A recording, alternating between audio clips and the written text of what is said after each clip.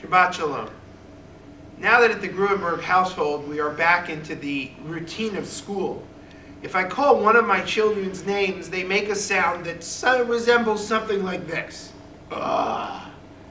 When I inquire as to why they make the exasperated sound when I call their name, they'll tell me, because it means you probably want something from us. Now, I remember as a kid that exact same emotion and swearing that I would never get that way as a parent. Well, here I am.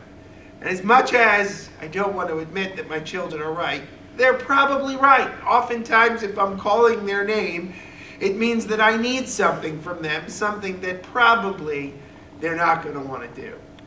We oftentimes, the reality is, think about exactly what it is that other people are going to want from us. What are we going to have to do from them?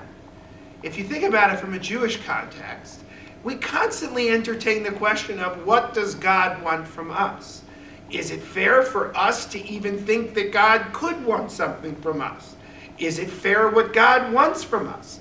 This week's Torah portion, Ki Tavo, is very clear that if God gets what God wants from us, we'll be blessed.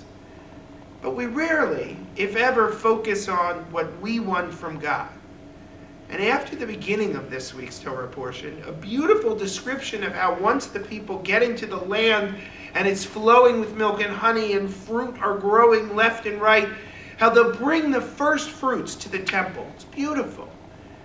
But at the end, as if the people are starting to say, hey, we're giving up a lot, but we need something, they make this beautiful plea.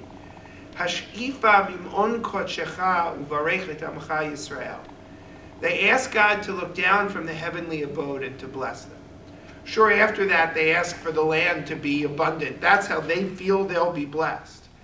But all any of us really wants to feel in our relationship from God is a sense that we are blessed.